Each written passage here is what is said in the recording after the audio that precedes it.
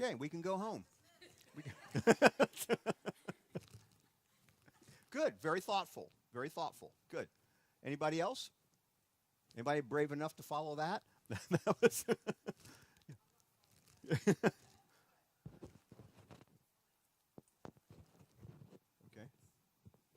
Okay.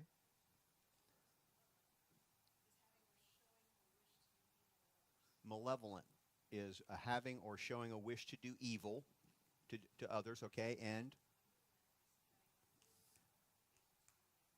omnipotent would be unlimited power. That's part of that quote. So the question is God willing to prevent evil but not able? Then he is not omnipotent. He's not all powerful. If he is able but he's not willing, then he's malevolent, meaning he is evil himself. If he is both able and willing, then where does evil come from? And if he is neither able nor willing, then why call him God? Now, the same philosopher made this observation. If there is a God, why is there so much evil? And if there isn't a God, why is there so much good? We live in this odd, uneasy status with these. It doesn't seem to make sense either direction. If there's no God, there's no good being, then people would be left on their own with their selfish natures, and you would expect what? Evil, unlimited. Unlimited evil. Is that what we see in our world? No. We see cases of astonishing evil. I mean, you can't even believe people are that wicked. But you also see the opposite. I remember a case very recently where there was a brother and sister. And the sister had some sort of a blood disease, and the brother was a perfect donor. I think it was for white blood cells or T cells or whatever. So they did a direct transfusion. They had the little boy on one table. They had his sister on the other table. They had them all hooked up, and the little boy's lying there. And the nurses are looking around, and the little boy looks at one of the nurses and says, "So when do I die?" Nobody knew. He didn't understand the situation. He was willing to give up his life for his sister. Or recently, the little boy that jumped in front of the vicious dog, a pit bull, I remember, that attacked his sister, got in front of the dog and took the attack, tore him up badly. His face is all cut up. He's got bite marks and it's all swollen. That kid's a hero. What is that? That's good. That's goodness. That's self-sacrifice. And we live in this world where we see both of those sorts of things. It's just bizarre. It's just bizarre. So we're going to explore this. The problem of evil in the world is a substantial one. That quote that I gave you and this one, this is substantial.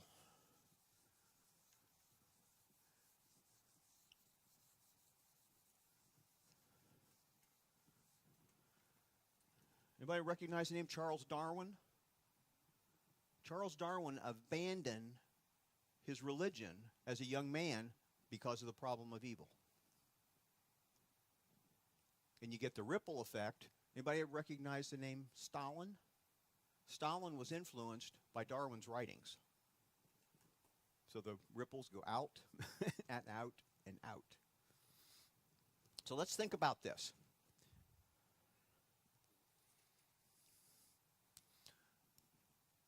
Who can give me a definition of evil? Real concise. Okay, it's for Charles Manson. Okay, right. Not a definition, an example of, yeah. Sin. Okay, that they're related. Those are related ideas. Okay, selfishness.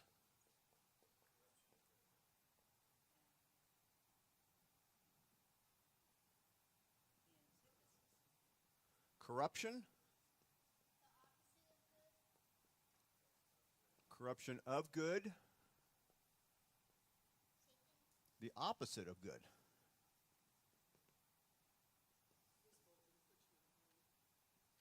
What was that one? purposeful infliction of harm.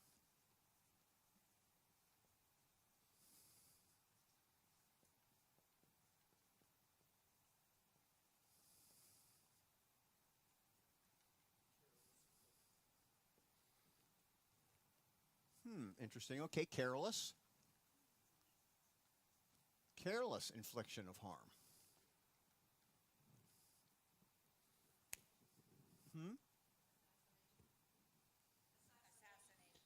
Okay, very specific. Yeah. Which one? She said assassination. Which one of these would that fall under? Yeah. Last week, I gave you an example. We were talking about the moral nature, moral argument for the existence of God. And I used an example of you see a dead body in the woods. Remember, there's a body, pool of blood around it. In one example, there's a tiger standing over the dead body with blood dripping out of its mouth. You go on a little bit farther, and there's another dead body, but there's a woman standing over the dead body holding a smoking gun. What's the difference? In both cases, you have a dead person. Noah?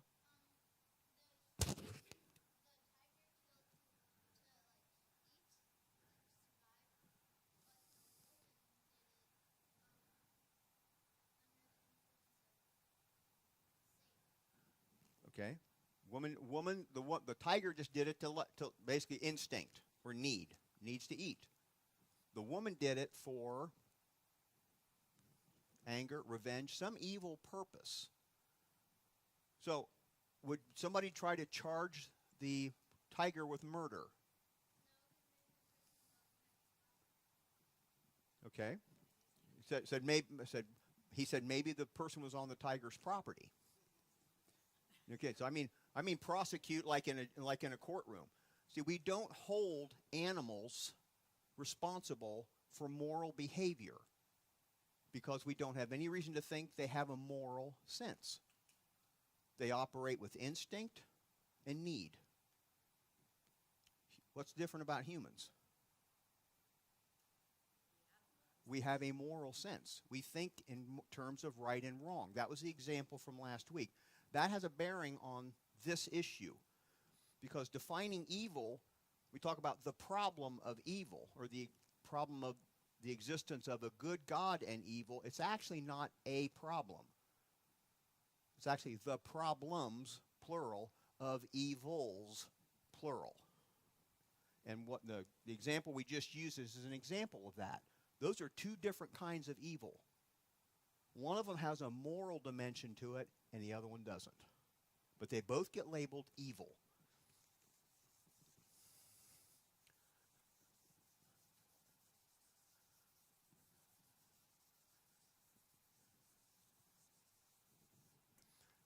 I should have taken note. I think almost every example we had up there was an example of moral evil. December 6th, 2004. Most of you are old enough to remember this. There was an undersea earthquake near Indonesia, and it triggered a tsunami, a tidal wave. That tsunami went rocketing across the ocean at hundreds of miles an hour. It still took hours for it to reach, I forget, it was Ceylon, I think it was. Within a few hours, over 150,000 people were dead or missing. Entire towns were wiped off the face of the earth by the tidal wave. Pictures from the air, you saw a town, and the pictures taken afterwards, you saw maybe a few sticks or the outline of a foundation gone, just like.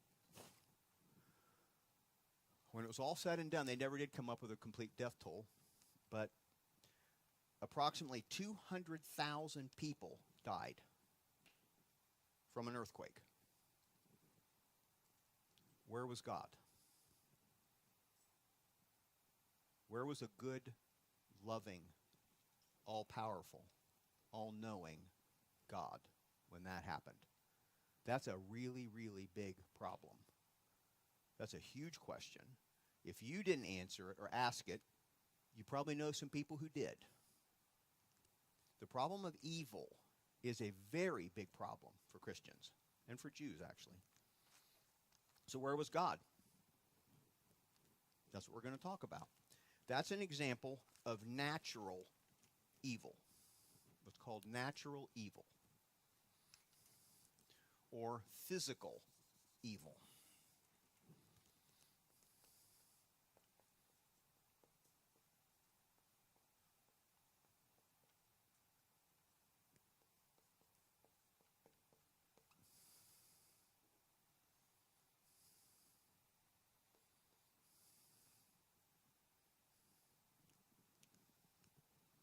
Other examples, other things that are considered natural or physical evils.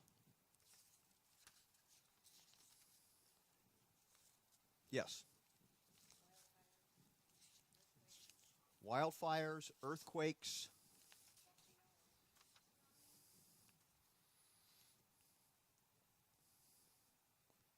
pain,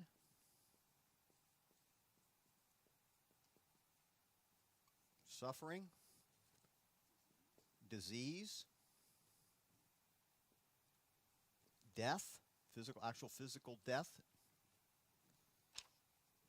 Things like birth defects. A child born blind would be an example of a physical evil. Or deformed in any sense.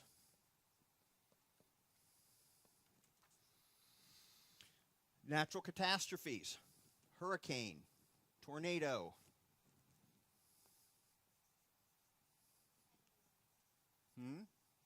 Tidal wave.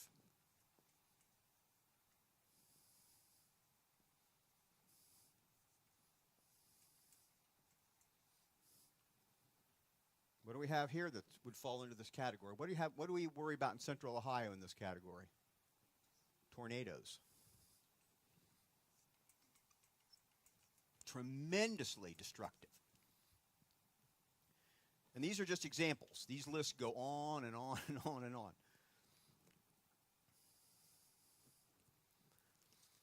In every one of these cases, there's no moral element to this. Nobody chose to send a hurricane. No human chose to send a hurricane.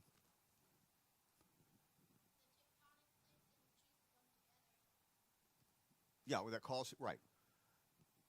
She said the tectonic plates that create earthquakes, nobody made them bump together.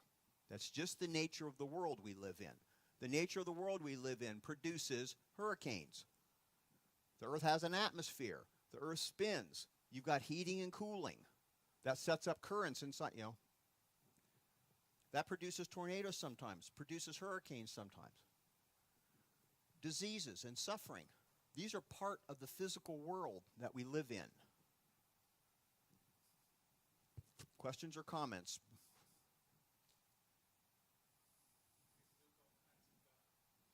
Yeah. Yeah. Aaron made the observation that some people call these sorts of things particularly acts of God. I think they're even considered that in insurance companies. I'm surprised God hasn't sent a lawyer or something to hold it. You're not sticking me with this.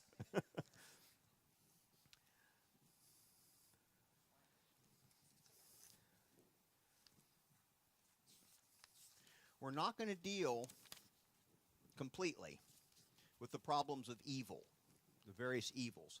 The other kind of evil is, we already talked about, is moral evil.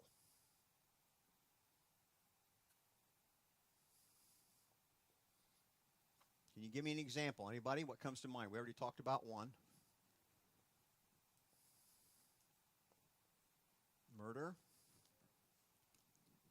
War. Yeah, usually wars don't just happen. They're caused by people.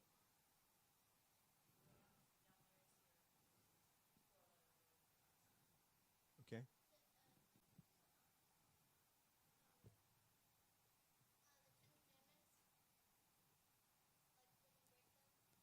Okay, there are examples of of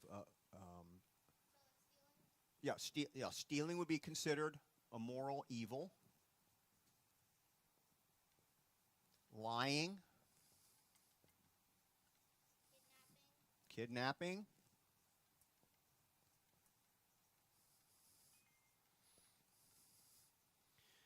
And that list also can go on and on. Humans are tremendously creative. We have come up with so many ways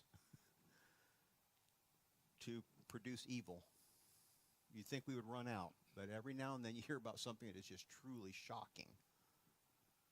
So, what's the difference?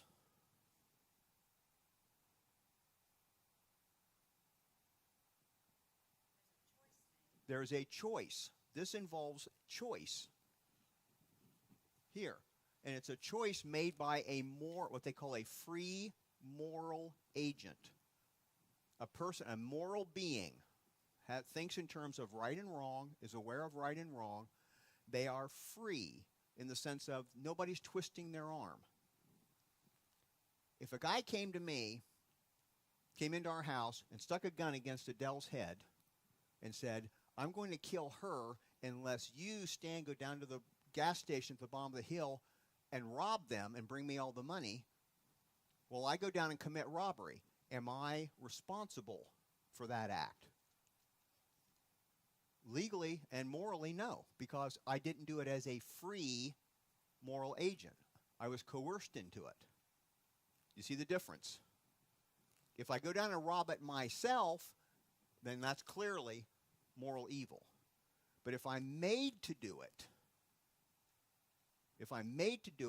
then I am innocent of the moral evil.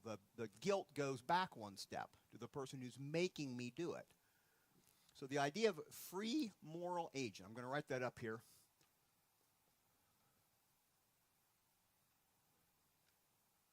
Is critical to this idea.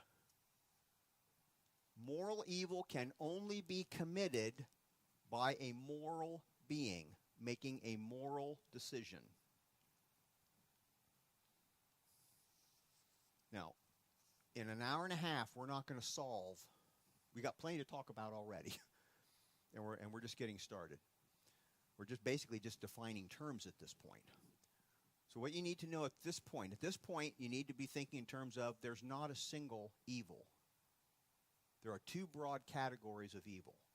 One of them is physical and more natural and has to do with things that are destructive.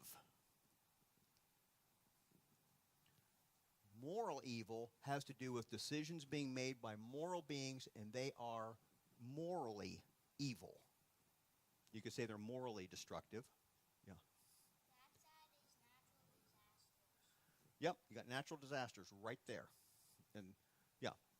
So at this point, you should just have the idea that we're not, when you talk about the problem of evil, it's the problems, plural, of evils, plural. Now, in an hour and a half, we're not going to get to the bottom of all this. As we saw from that quote last week that I gave you, people have been asking these questions since before the time of Jesus. What's the deal with all the evil? How can there be that much evil in the world if there's a God of any sort? So the goal of this class is to introduce you to the basic outlines of the problems, and give you a couple good solutions to them. So you'll know, and you'll also know if anybody asks you. Yeah. You know why?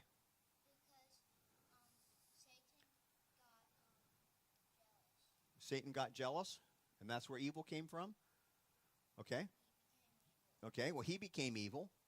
What did Adam and Eve do? Yeah. Did Satan make them eat of the apple? Did he make them? Did he hold a gun on them? Did he twist Adam's arm? They chose to. They chose to, and that's where you get this. Moral beings made a choice. This is a complex series of problems that are stacked on top of each other, which means there is no single answer to the problem of evil. It's multifaceted, it's multi-layered. We can't explain it all.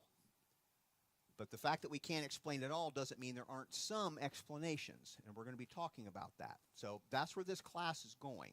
So if you came here thinking an hour and a half from now, I'm going to have the answer to all the problems with evil in the world, you need to lower your expectations.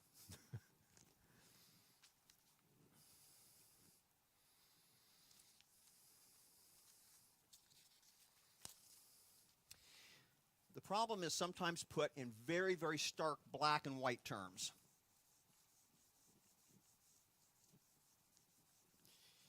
And this is such a big deal, that the existence of evil is such a big deal that it is used by some as an argument against the existence of God. We talked about that last week. Arguments for the existence of God. The existence of evil is an argument against the existence of God. Now, sometimes it's put this way.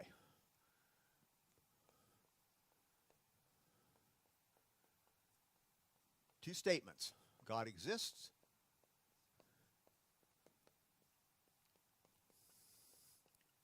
Evil exists. If you just put it in very stark black and white terms, people would look at that and go, those are mutually exclusive ideas.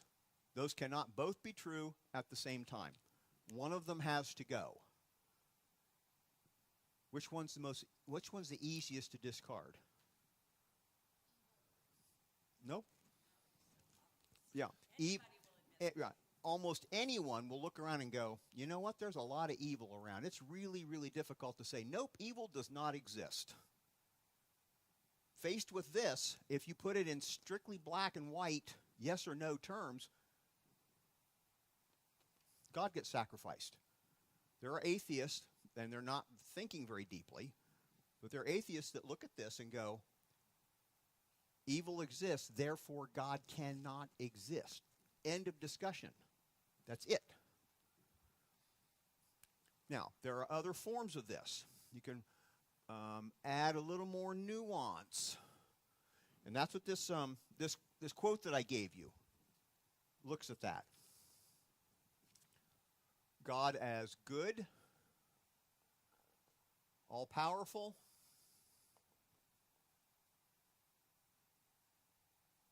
all-knowing. That's one.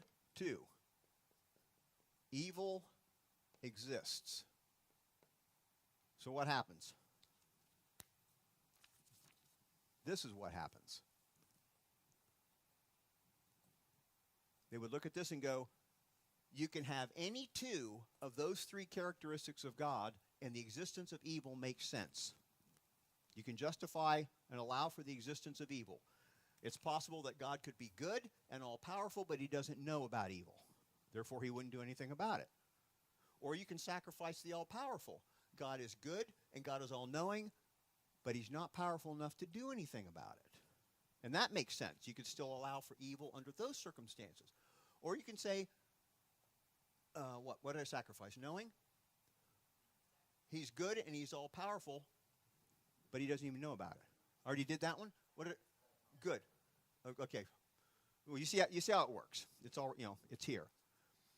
So that argument looks at it and goes, okay, we're not going to say you have to completely give up the idea of God, but you have to give up the idea of a good, all-powerful, all-knowing God. You need a lesser deity. If you get a lesser deity, a lesser God, then it's fairly easy to allow for the existence of evil. And some people will take that route. And you'll see that written up by atheist philosophical magazines and stuff. This argument will be made. You see how that one works? So you don't have to give up God totally, but you have to give up this God with these attributes to allow for this. And some people think that's virtually inescapable. You can't have all those. They're mutually exclusive. Comments? Questions?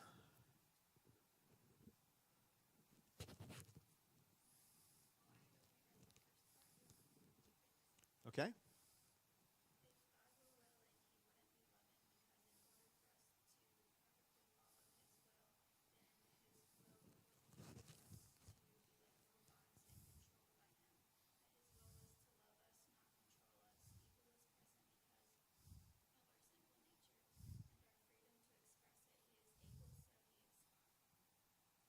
Okay, she touched on a key idea we're going to be looking up here in a little bit. It's God loves us and has given us the ability to make decisions, what we call free will. God's not the author of evil. She's given us some thought. That's very impressive. We're going to get to that. So does everybody understand how these two work? Okay? Do you see why this is too shallow? This can be nuanced. This is a nuance. It's like you add another layer of complexity there, but you're still eliminating the standard model of God as being good, loving, all-knowing, all-powerful. Standard Christian, well, Judaism also.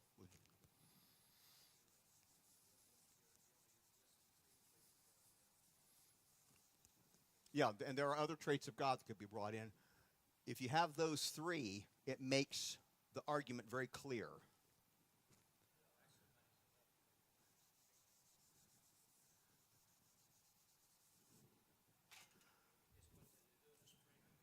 Yeah. Yeah. Who gets to frame the argument kind of controls the outcome of it. Yeah. Now, again, we're not going to get to the bottom of this. This is very, very complicated. But I want you to understand the basic arguments that are out there. Because, now, how many of you have ever really thought about that and said, there's an awful lot of evil in the world. Where does God fit in all this? How many of you ever, if you watch the news and read the paper, it's like, I don't get it. I just don't get it. You know people that are asking the same questions. Our culture's asking the same questions. Philosophers are asking the same questions. I want to put this question a different way. And again, this is where framing helps.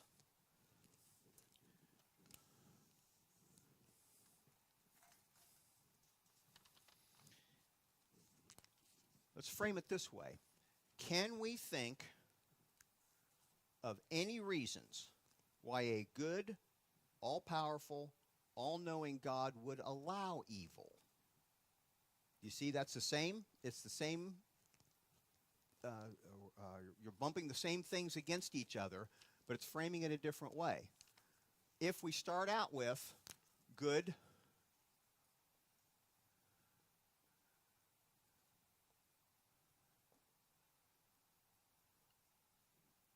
all-powerful,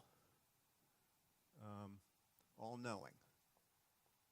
And those are three attributes, standard attributes of the standard picture of God.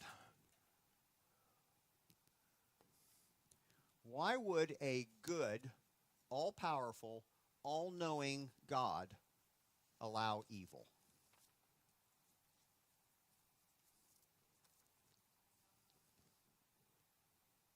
Why does God allow anything? Okay, explain. Okay. Okay. Explain that. How does that glorify God? How does allowing evil glorify God?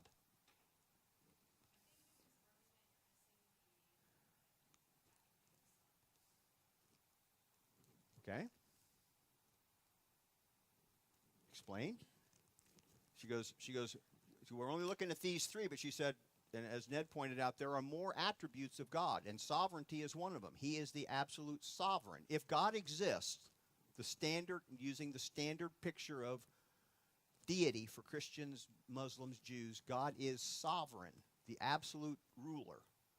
So she's saying sovereignty ties into this. Explain? Or do you want to think about it for a minute?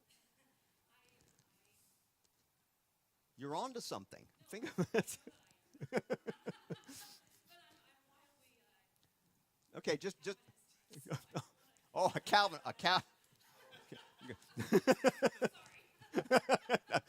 Get. Okay.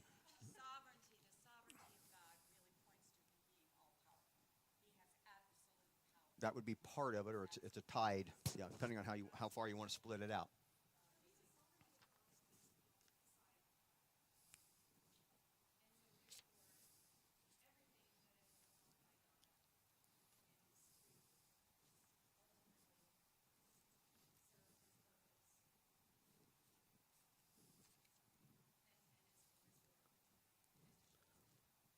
Okay. Okay, so everything, if God controls everything, then everything is an opportunity to show his glory. Is that what you're saying? Okay, isn't sin, by definition, the violation of God's will and God's standards? Okay, so people violate God's sovereignty, at least the recognition of God's sovereignty, every day. Yeah. Okay, and you two in the back can discuss that on the way home. God's sovereignty. God's sovereignty versus free will. There's an interesting one to have. Okay, but those all tie in. Those are all part of this. Okay, Lee, you had your hand up, I think.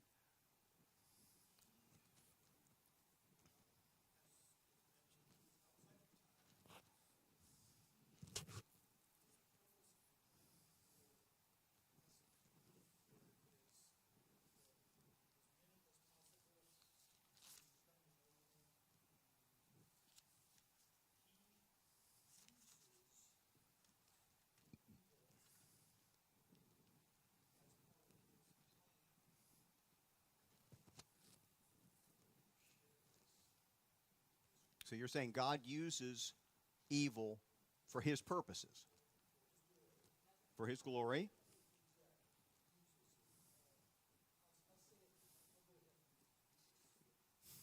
Give my spiel. Yeah.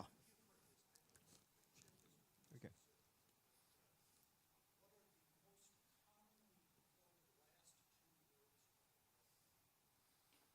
The most commonly recorded last words of a redneck. Last two words of a redneck. This sounds like it's profound, theologically profound. Watch this.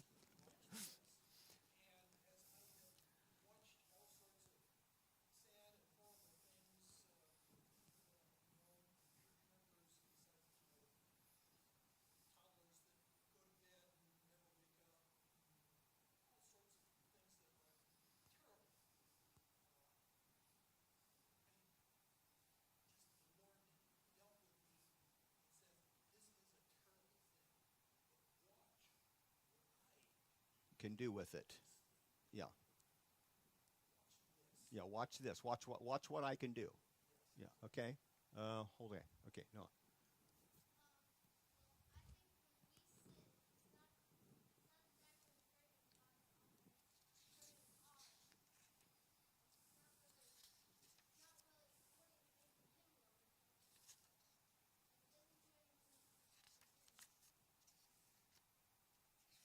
Okay.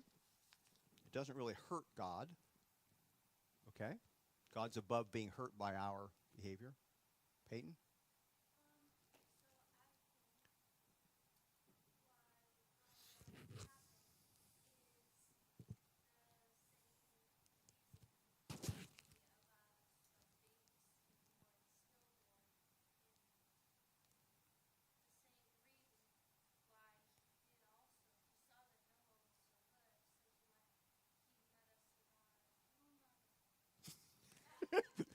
Okay, we'll come back. Just okay. Keep working on that. Okay, Gabe.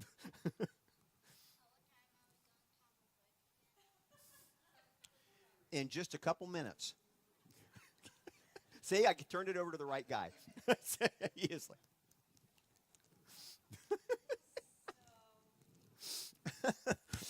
oh, oh. All right. I've got piles more material than what I can possibly cover today, so I'm having to sort through a few things.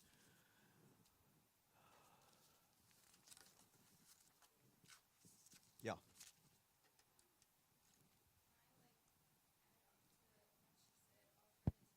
Okay.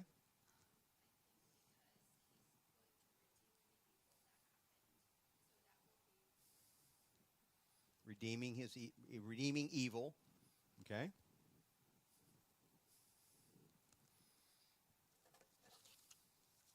Did God create evil? The Old Testament, there's an Old Testament, a matter of fact, more than one verse that says something to the effect of, I, God, create evil.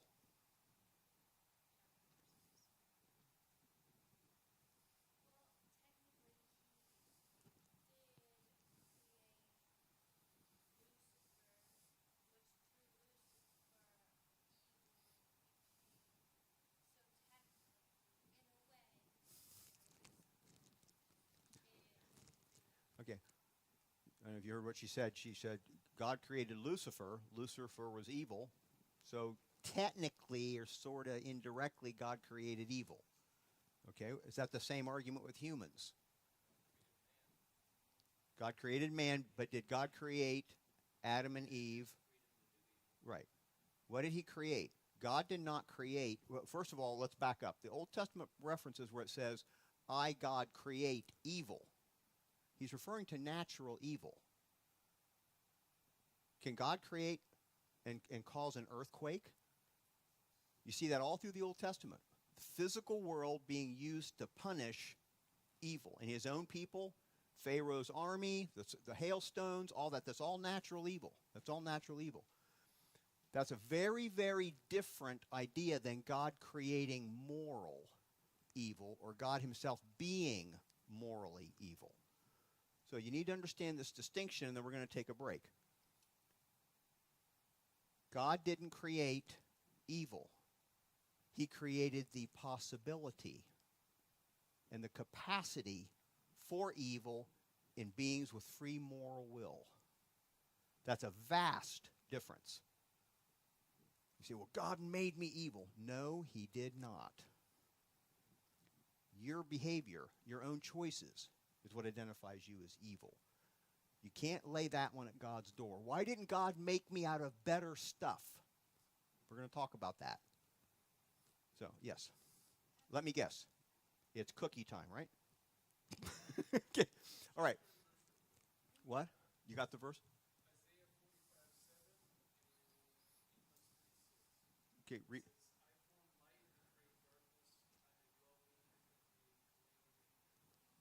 Yeah, translated different ways. Right. Just basically a claim of power, of ultimate power. Yeah. Okay. Here's your assignment for the break. I said we're gonna have a third class next week. I want you to tell me what the topic's going to be. So think about, while you're eating cookies and drinking, whatever you're doing, think about what topic maybe two topics, what would you really like to see covered next week? And we're going to take a head count, and that'll make the choice. Well, we're going to have options when you come back, because I don't want to put my options up there because it'll steer people. Well, basically apologetics, Christian theology, that topic. Don't come back and say, we want you to explain why there's air. All right, let's take a break. Why is there air?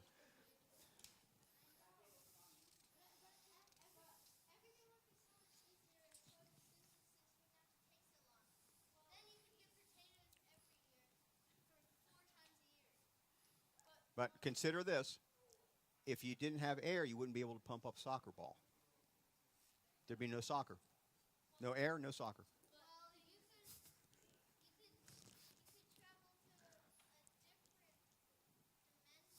Okay, okay. Okay. Okay. Go get yourself a cookie. You need travel to another dimension. That's helpful.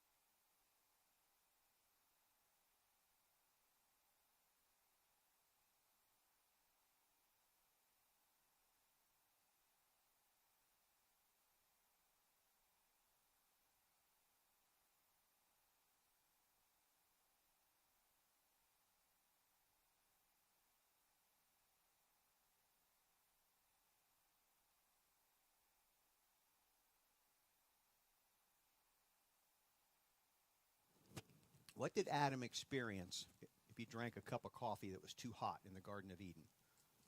Pain. Is pain evil? Is pain necessarily evil?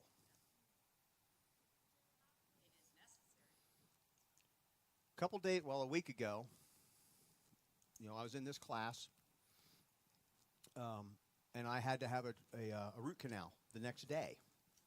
Well, the problem showed up the previous week with an extremely sensitive tooth. If anything tapped it at all, it was like, one evening I just stopped eating it. It hurt so bad. What did that pain tell me? Something is wrong. So is pain necessarily evil? Pain is very, very helpful. It's a great thing to have. You get too close, like Adam and Eve again. They got a fire going. If Adam gets too close to the fire, Eve gets too close to the fire, what happens? Ouch. Is that evil? They felt pain. Is that pain evil? That pain is beneficial. It's uncomfortable, but it's beneficial. It's good that we have it. When Adam's strolling around the garden before the snake and everything, and he trips over something, or a rock or something, stubs his toe, and he would have experienced pain. Evil does not exist in the world yet, and yet pain exists in the world. I think that's a logical conclusion. I have a problem with pain, just blanket, put in this category. You might say excessive pain, unnecessary pain would be evil. But the existence of pain is a plus. Now, let me give you an example. Adele? When I had this pain, when I had that pain in my jaw, it was considerable. If I'd gone to a doctor and he said, we can deal with that. There's a nerve that controls that whole side of your face. We'll just cut that nerve and you'll never feel tooth pain again. I'd go, wait a minute. I'm never going to feel anything again. The same nervous system that makes it possible for me to feel pain makes it possible for me to enjoy this. It's the same nervous system. Jerry. I was going to dip her, but I'm having back problems. So, what?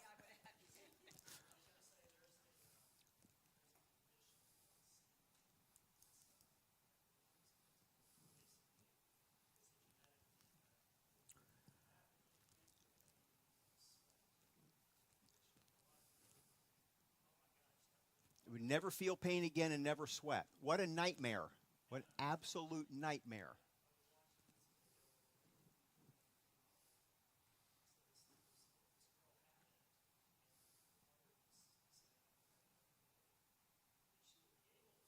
Mm-hmm.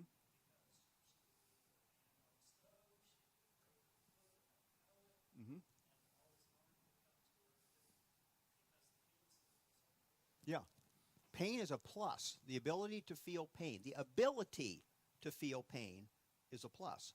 The ability, there's a jump here, there's ability to choose moral evil is a plus.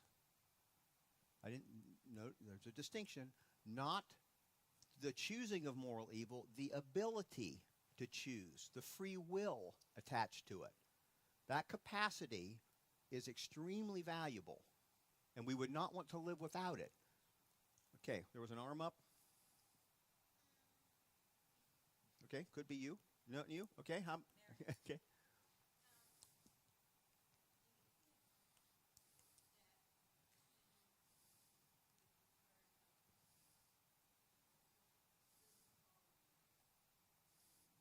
Will there be pain in heaven? Basically, is that? I would say that if we have physical bodies, that we would want to have physical sensation. But I like to be able to still kiss my wife in heaven, or kiss my daughters, or whatever, and be able to feel it. I think, yeah, we'll have a fully functional nervous system. But pain in heaven, if pain isn't evil, there's no problem with pain being in heaven. Do you understand the the line of thinking. So if we're in heaven and you stub your toe, it's probably going to hurt. If there's anything in heaven to stub your toe on. We're not going to start a new denomination over that. Okay, that's just interesting idea. Okay, let's move on. The argument from some people is that if you can't come up with a good reason why God would allow evil, then that is an overwhelming argument against the existence of God, or at least against the existence of a good God.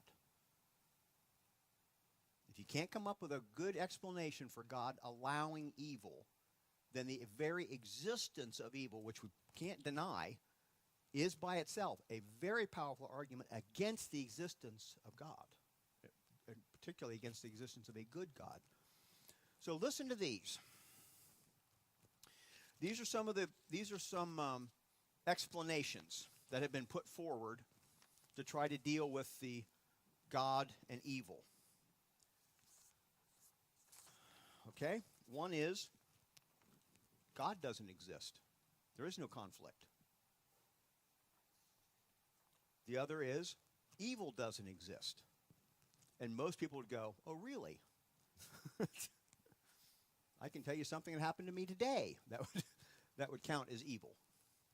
You can read any newspaper, look at any newscast, look at any news site on the planet, and you will find lots of examples of moral and physical evil.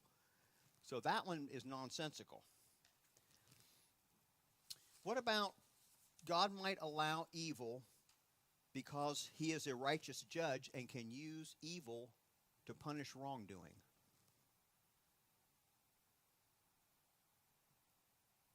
Is that plausible? That God could use evil, and primarily this would be physical evil, natural evil, to punish wrongdoing. We see that all through the Old Testament.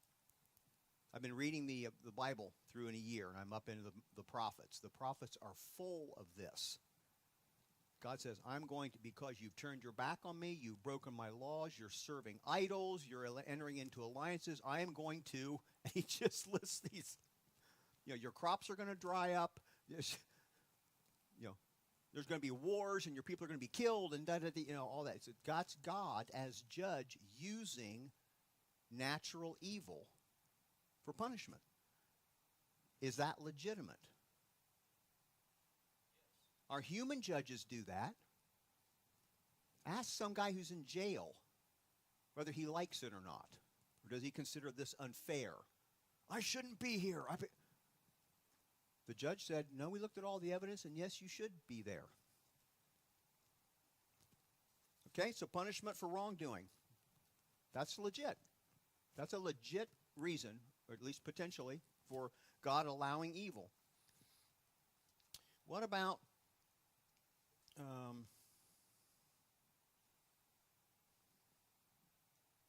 evil is necessary to see and appreciate the good? That's like hot weather makes you appreciate the cool weather, and cold weather makes you appreciate the hot weather. Now, I'm not saying these are all equally valid, by the way. These are things that have been put forward.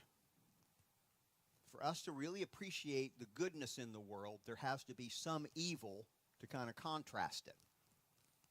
The obvious question is, okay, understand the concept, but do we have to have this much evil? Do we have to have 200,000 people dead in Indonesia so you'll feel good about or notice God's goodness? That one's that one I think is kind of weak. How about this one?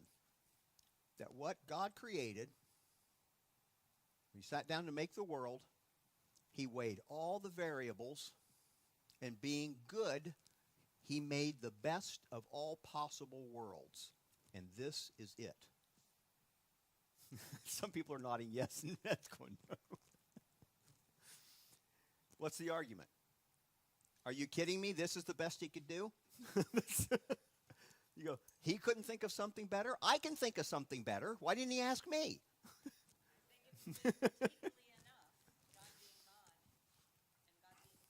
Yeah. That's all. Given all the possible angles and things are going to all intersect with each other, when it all came down to it, what he created, which is not the same thing that we have, and that's a critical point, what he created was the best of all possible worlds, including being able to stub your toe and feel pain. That one's got some weight. I think that one's got some weight. How about it's morally necessary for there to be good, there has to be evil.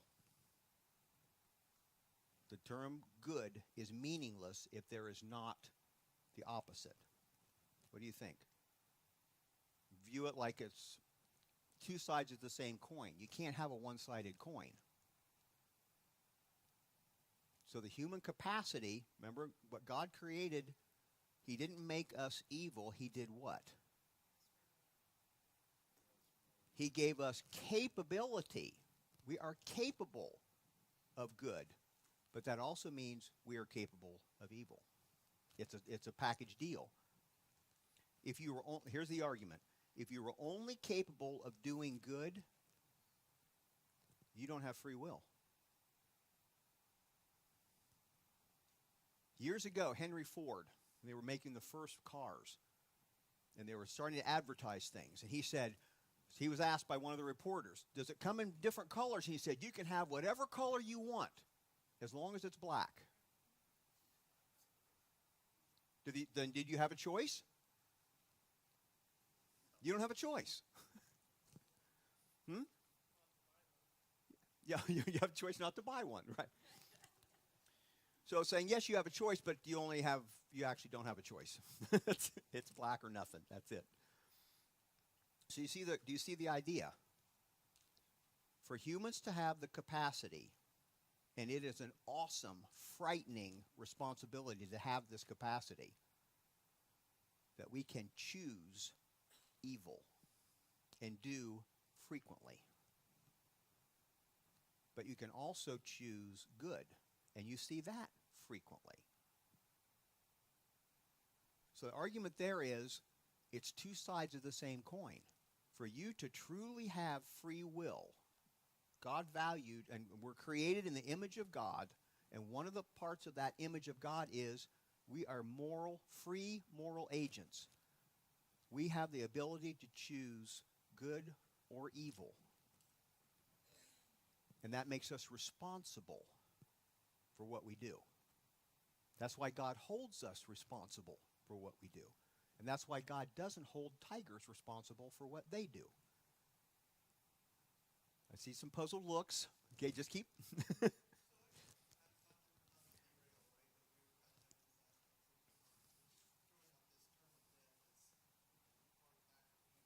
Death? Yeah, physical death, yeah. It's the extinction of something that's alive. It's destructive, we would say.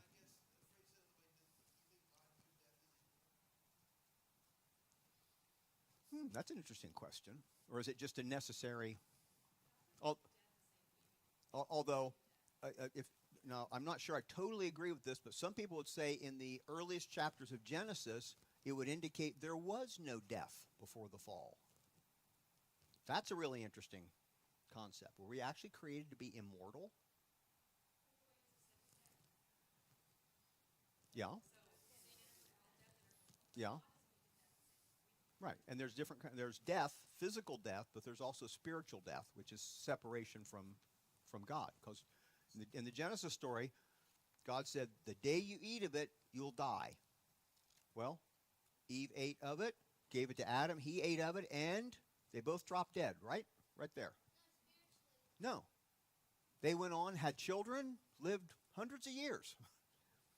So when he said, the day you eat of it, you will die, he's not referring to physical death, obviously. So, anyway. So, true free will. The argument is true free will. It is a necessary part.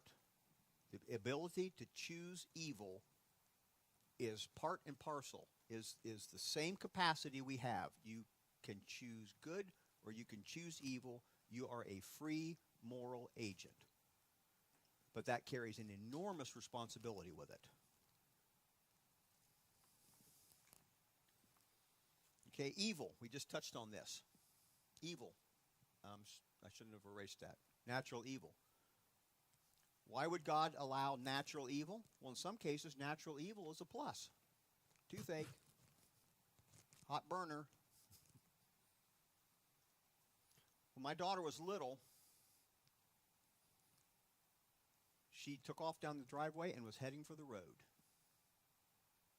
This little running blonde hair, a lot like Aaron, a lot like your daughter. The hair, running. I'm going, stop, and I'm watching her get farther from me and get closer to the road. I'm going, I think I even counted. We did the count, like you got the count of 3 to do what I'm telling you, or there's consequences. And 1, 2, she just kept going for the road.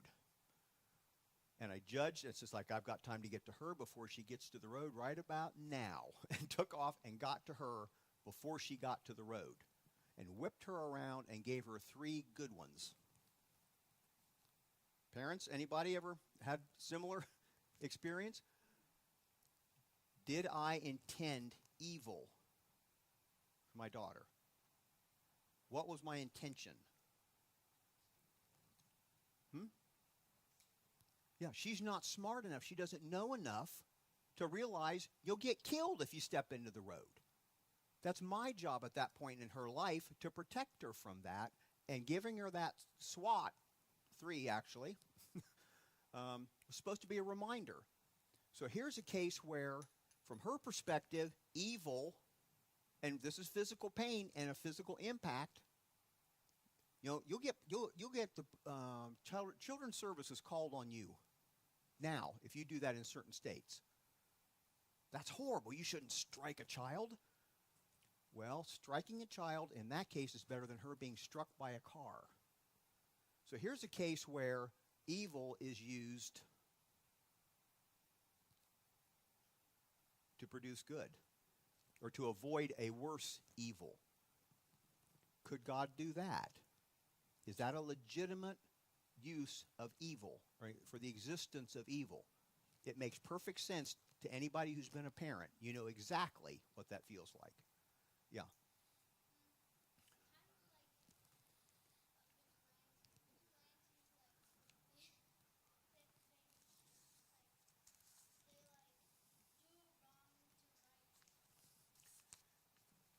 Okay, he's talking about vigilantes, people taking the law into their own hands.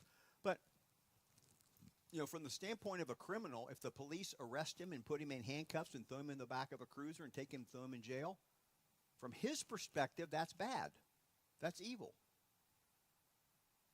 Right? You're infringing on my freedom. You're making me do things. You're hurting me.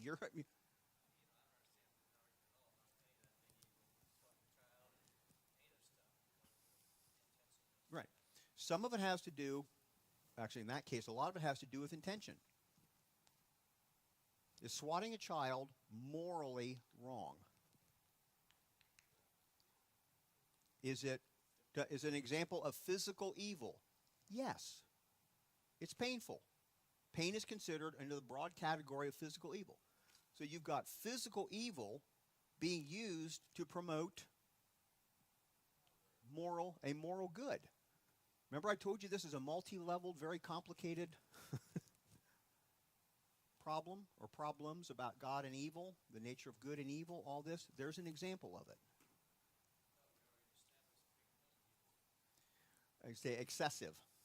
I would say pain by itself isn't, but excessive. Now, if you ask the child, would they say it's excessive? Probably. I know I would have every time I got a swat.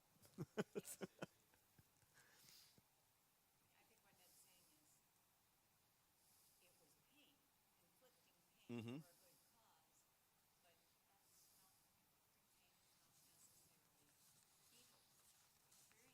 Right, right. Inflicting pain is not necessarily a moral evil. Maybe that's a clear way to say it.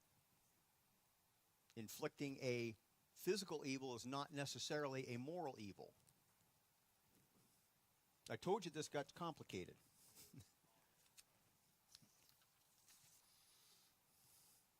How about this one? God will make it all work out in the end.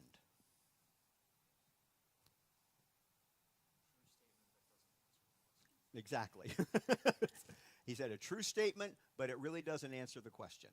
And the person who is suffering, that doesn't help at all. Yeah.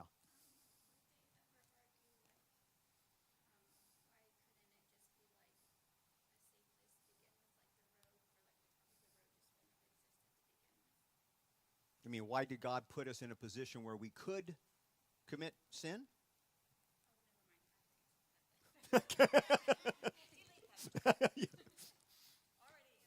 You know, people go, why are we in a world where we can experience physical pain? Think about what a world would be like if you could not experience physical pain. It was not possible. What would that room be like? What would that world be like? Hold on. Think padded cell. Think padded cell. Nothing hard, nothing sharp, nothing pointy. You can run headlong and plow into the opposite wall. You won't hurt yourself. Can't be hurt. Can't experience pain. There's nothing to hurt yourself on. Is that where you want to live? We live in an amazing world. This is really an amazing place. It really is. And people are like, but there's so much danger. There's so many, I mean, you got hurricanes and you got bad things happening. Consider this. People go, what about God and moral evil? Most of the moral evil that we experience is caused by other people. Almost all what we would call moral evil in the world is brought about by humans, free moral agents. There are over 7 billion of them on the planet right now. Some of them have gone bad. And they are using their free will to do horrible things. Do you understand what I'm saying? People blaming God for what people do isn't fair. God didn't do it. Someone else made the decision to do evil. It's not God's fault. Now, people will say, well, why didn't you make us out of better stuff? Somehow it's God's fault. You should have made us out of better stuff. We're not in a position to know that. What would that be? What would that look like? Okay, Lee?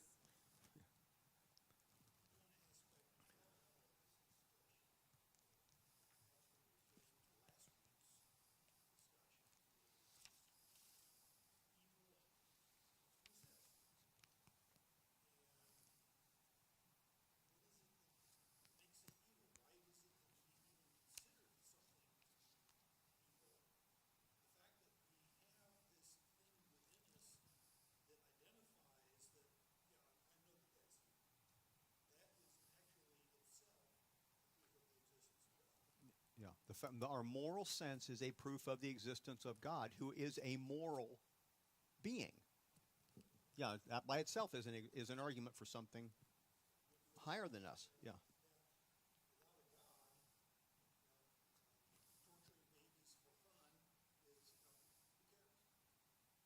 Yeah. Atheists, true philosophical hardcore atheists, there's no such thing as moral evil. You ever heard of the Marquis de Sade? From where the term sadist comes from? That's where he was coming from. It didn't matter. It just whatever he felt like doing, whatever pleased him, and what pleased him was torturing people. That's an example of the depravity. But he chose to do it. He chose to pursue that, and that makes him responsible for doing that. So let me do one more here. There's a lot more of these. Let's see.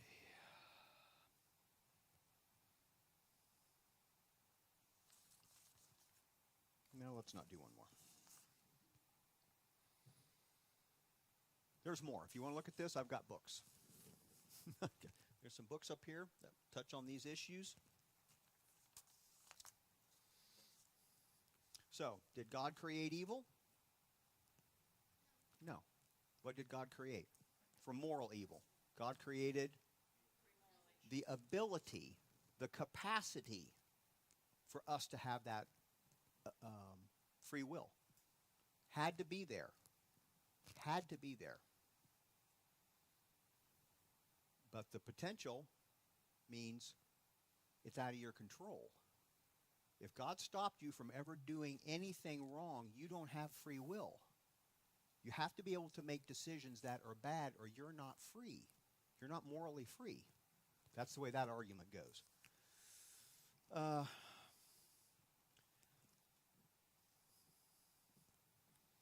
Can it be desirable somehow for evil to exist? It most certainly is for certain types of physical evil. And it's desirable for the capacity for moral evil to exist. That's the world we live in. I would rather have the capacity to choose good than not be able to choose anything and just be a robot. And most people will take that position if you think it through. You want the freedom. You desire the freedom. And God says, okay, here it is. But you're responsible for what you do with it. That's a very heavy burden. Why didn't God create humans without the ability to feel physical pain? We already talked about that one.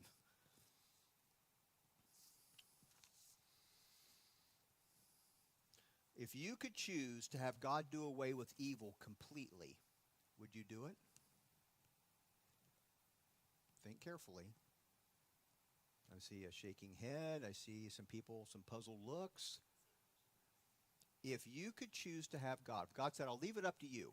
You just say the word. If you say, yeah, I want all evil to be gone. Just say the word and God says, I'll do it. Would you pull the trigger on that one? Would you say, yeah, go for it?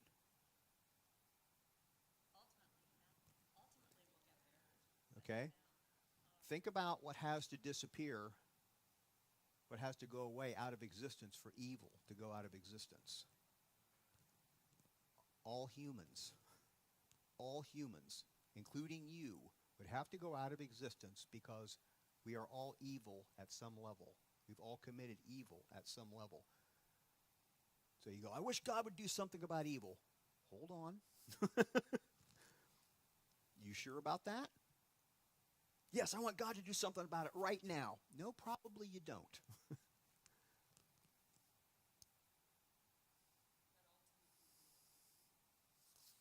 Ultimately, it's going to be dealt with. But the Bible says God is not slow the way men count slowness, but he is being patient. Why? To give people more time for more people to come to their senses and accept him. The day is going to come when God's going to say, okay, that's it. I am going to do something about evil. And all the options are over then. Whatever decisions you've made are done, set in concrete at that point. That day is coming, but it's not today, and we should thank God for that. Last question.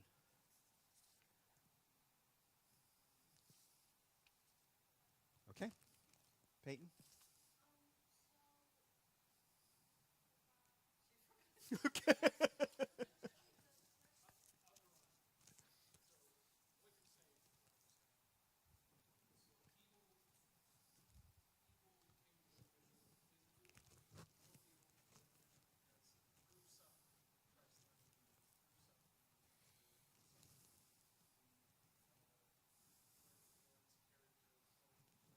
That's one argument. There is good can come out of that type of evil and suffering. Yeah.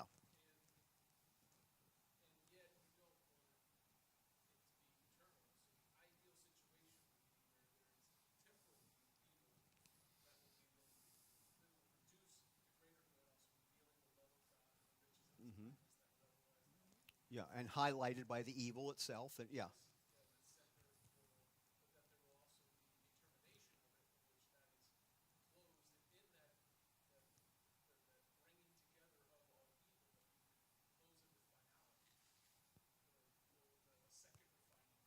That's That's one of the arguments. Actually, you wrapped up several arguments altogether there. And thank you. Yeah, I can't possibly repeat all that. It was way too long.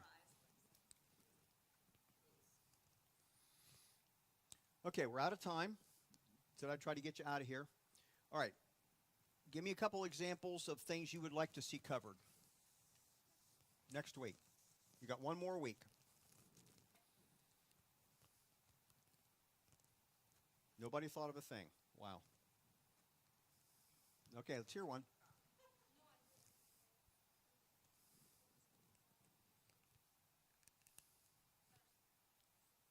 Aaron, you have an idea?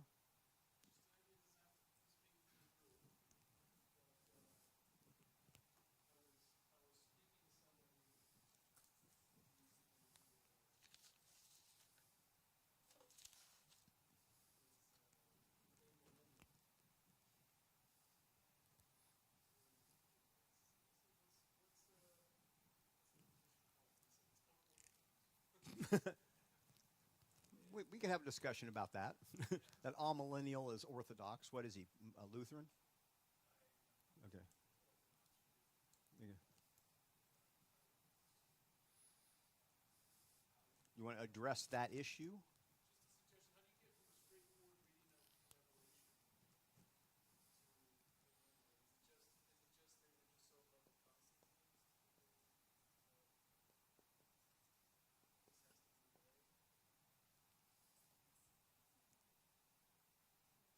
Not really. No, that's a theological issue. The Bible talks about a 1,000-year period. That's what it's called millenarian. It's also called chiliasm, from a different word for 1,000. Some people say that should be taken literally. There's going to be a literal 1,000-year rule and reign of Christ.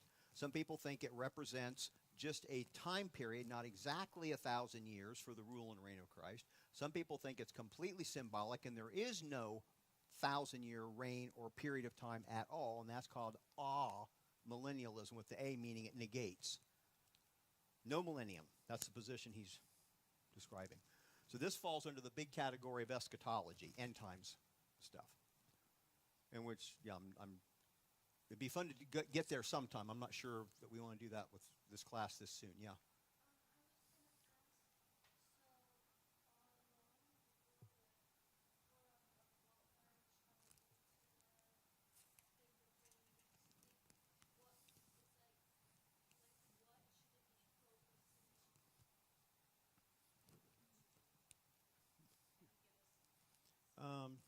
Okay.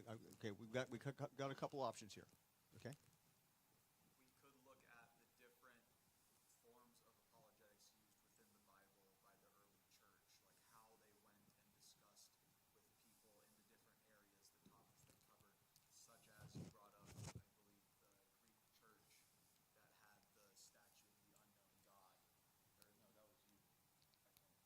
But Yeah, Paul talking to the Areopagus. Yeah. different methods used by the different apostles as they went, whether within the Bible or within just accepted Christian history. New Testament era apologetics. So let's call it that. How did the early Christians argue for the existence of God, for instance, or who Jesus was? Okay. What else? Adele? I would like to see us focus on something that we're running into now. One big thing is evolution. With children being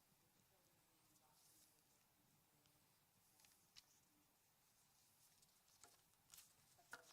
other topics that are relevant now. Keep talking. I'm looking for something. That's a tough one. That's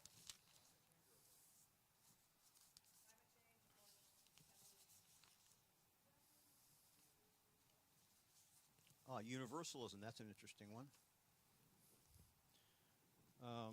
Couple that I thought of. Let's see. Okay, let's look at universalism. That's the belief that everybody gets saved. All dogs go to heaven, so to speak. Everybody gets saved. Doesn't matter. Even Adolf Hitler. Everybody gets saved. It's called universalism. Again, that's theological.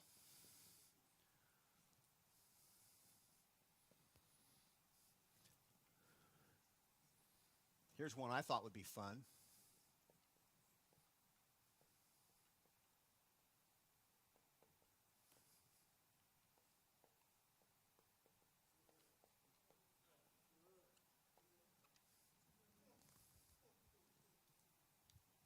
That's a fun one.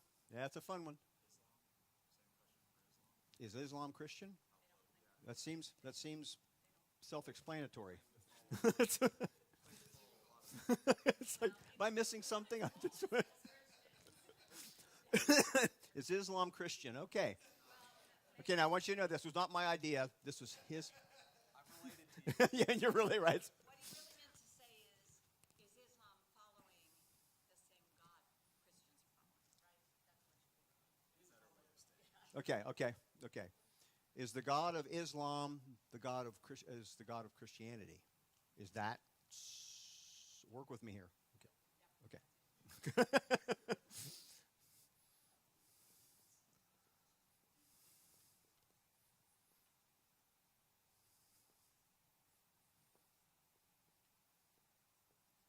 They're actually Jehovah is actually not the name. That's incorrect.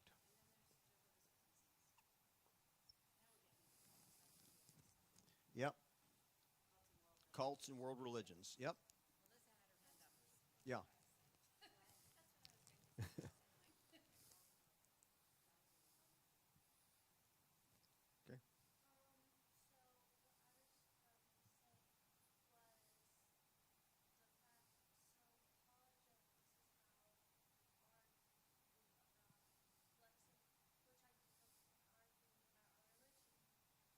Oh, it's the actual word means defense, defending the faith.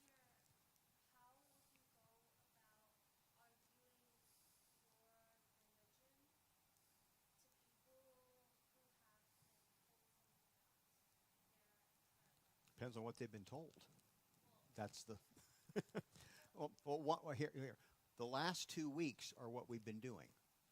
If people have been told their whole life and have gone through school and all they've understood is that there is no God, it's all naturalism, it's all evolution, you're just a glorified ape, how do you introduce the idea of the existence of God? That's what we did last week. That's what that was. Okay.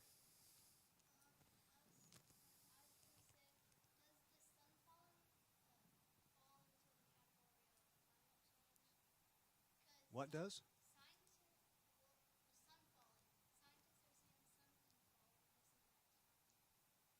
The sun's going to fall into what? Burn out. It could burn out. Okay. That's cosmology. And also, that's also theoretical. That's hard to really nail down. All right. Anybody else got one more? Okay. How many? Think about what would be your top two. Your top two. How many is this one of your top two? How many this is one of your top two? Okay, we got 1, 2, 3 maybe. Okay, how many this is one of your top two? 1, 2, 3, 4, 5, 6. Okay, how many of this is one of your top two? 1, 2, 3, 4, 5. Is that a hand up? 6. It's another 6. And how about this? Which means most of you didn't vote. You think I missed this? Most of you didn't vote. Hmm?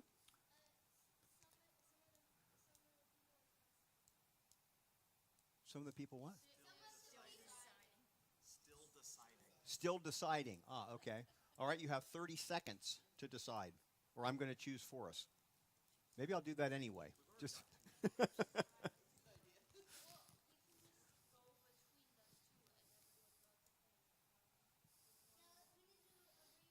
All right, again, is all the same God as Jehovah? Anybody? 1, 2, 3, 4, 5, 6. Okay, that one's got. So we got. You vote. It's top 2. I said top 2. You could vote twice. All right. So this one's out. This one's out. Those 3 all got the same. All right. How many for this? 1, 2, 3, 4, 5, 6, 7, 8. Okay. This. 1, 2, 3, 4. Okay, that one's out. This.